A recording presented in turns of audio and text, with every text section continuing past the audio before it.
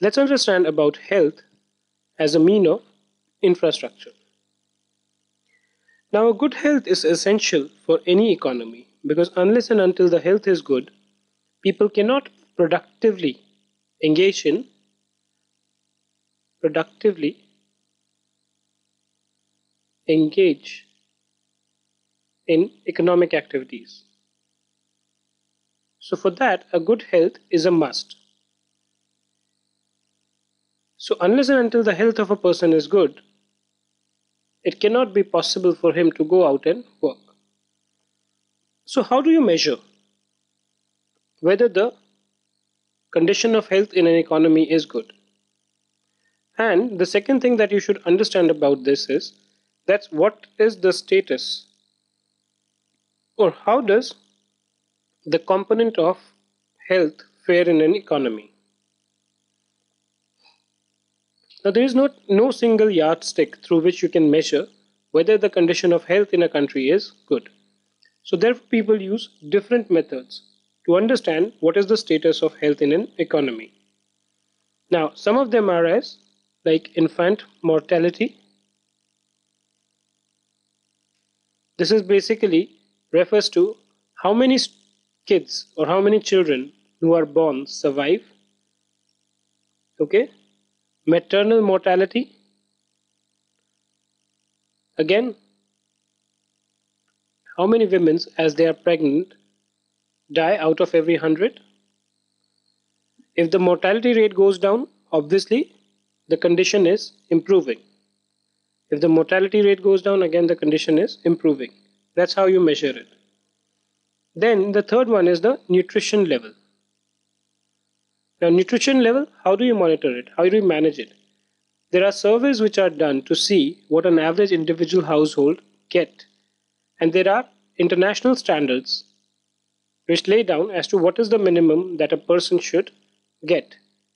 So when these are compared, you get the nutrition level of a country vis-a-vis the globally accepted levels.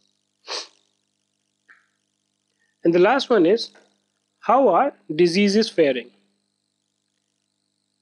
So you would have heard something called AIDS or AIDS, which refers to the autoimmune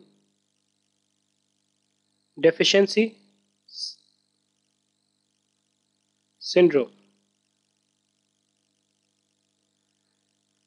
Or you keep on looking at this polio.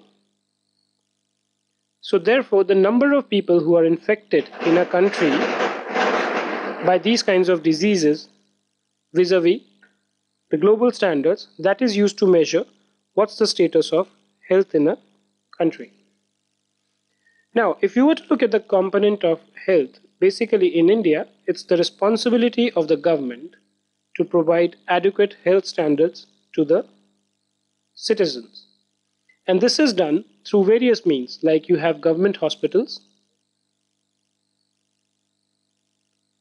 Okay.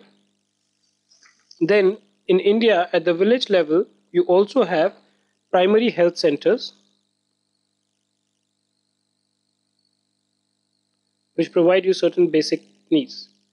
However, given the size of the population and the diseases, unfortunately, while these have met the demand of health for the country as a large amount of population, they have not been good enough to cater and provide quality healthcare facilities to the people. And therefore, that has resulted in increased participation of the private players into the healthcare sector. This private sector has increased in leaps and bounds and very heavily over the last 1 decade or so. You have all these multi-speciality hospitals and all which are there, and it's today, if you see, almost 70%, and this is a tentative indication, this might be increasing on a daily basis. 70% of hospitals in India are owned by private people.